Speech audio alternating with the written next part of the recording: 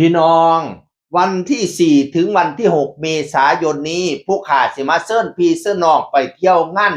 ประเภทนี้ขึ้นเขาพนมรุ้งของจังหวัดบุรีรัมย์เป็นงานประจำปีของจังหวัดบุรีรัมย์4ถึง6เมษายนประเพณีขึ้นเขาพนมรุ้งพี่น้องเอ๋ย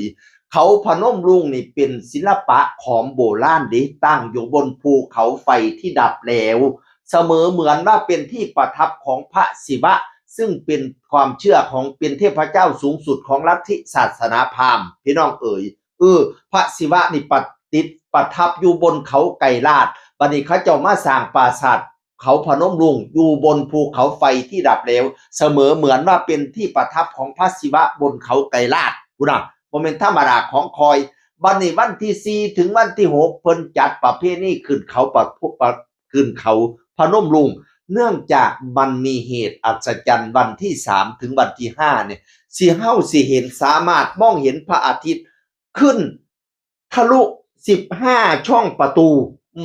15ช่องประตูนี่สามารถมองเห็นแสงพระอาทิตย์ขึ้นในเวลา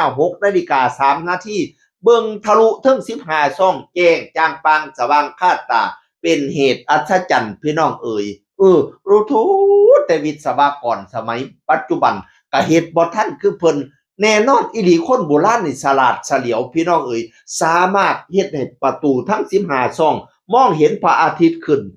อันพร้อมกันทั้ง15ปองพี่น้องเป็นเหตุอัศจรรย์เขาเจ้าว่าปีหนึ่งมีอยู่4ครั้งเป็นพระอาทิตย์ขึ้น2ครั้งและเอาพระอาทิตย์ตกดิน2ครั้งเราจะสามารถมองทะลุทั้ง15ช่องประตูนี้ได้พะนะว่าโตวันที่3ถึงวันที่15วันที่3ถึงวันที่5เมษายนเด้อผู้ใดสิไปขึ้นน่ะผู้ใดสิไปเบิ่งพระอาทิตย์เหตุอัศจรรย์น่ะแต่ว่างานน่ะจะจัดวันที่4ถึงวันที่6แล้วมีแสงสีเสียงแบบยิ่งใหญ่อลังการน้ำดีขบวนนั่งฟังนั่งฟ้อนนั่งร่ำทั้ง23อำเภอแต่งตัวแบบศิลปะอีสานใต้พี่น้องเอ๋ยมีขบวนแห่ของมีการบวงสรวงพระศิวะซึ่งเป็นเทพเจ้าสูงสุดและขบวนแห่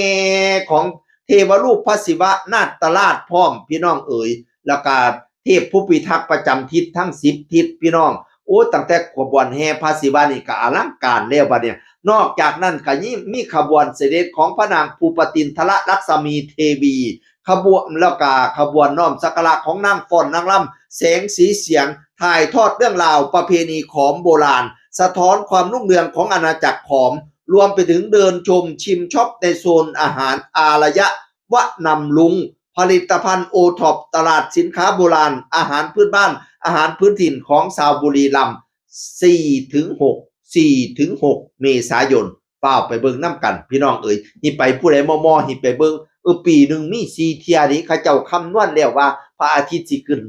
ปองตรงปองทั้ง15ปองวันที่3ถึงวันที่5วันที่3ถึงวันที่5เมษาขอยอยากไปให้พอเห็นเขาเจ้าถ่ายรูปเบิ่งเนาะขบวนนางฟ้อนนางรำก็เป็นตาอ่อนช้อนขบวนของพระนางอันปตินทรลักษมีเทวีก็เป็นตาอ่อนช้อนพี่น้องเอ๋ยยิ่งใหญ่อลังการศิลปะแบบวัฒนธรรมของโบราณนะศิลปะอีสานใต้นะพี่น้องหิพากันไปเบิ่งมีลูกให้บอกหลาน อย่าพลาด4ถึง6เมษายนนี้พ้อกันที่ปราสาทเขาพนมรุ้งจังหวัดบุรีรัมย์พี่น้องเอ๋ยเสิร์ชไปเด้อผู้ใดไปบ่ถูกเสิร์ชไปแล้วบัดนี้ผู้ใดเพิ่นบอกว่าคันผู้ใดบ่ได้ไปเบิ่งเพิ่นสิมีการถ่ายทอดสดในวันที่6เมษายนทางเพจทททสำนักงานบุรีรัมย์ TAT บุรีรัมย์พะนะว่า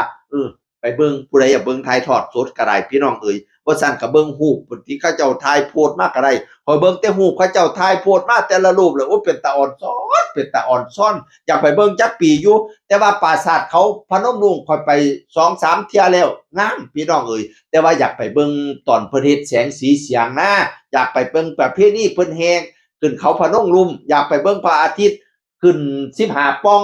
ประตูพร้อมกันน่ะคือสิเป็นตาอลังการคักนี้คือสิเป็นอะไรที่มันศักดิ์สิทธิ์นะเนาะเฮ็ดได้จังไดว่าสุดยอดอีหลีพี่น้องเอ๋ย พ้อกันเด้อจังหวัดบุรีรัมย์พี่น้องเอ๋ยเสียงคนเก่ามาเว้าสู่ฟังสวัสดีครับสวัสดีครับ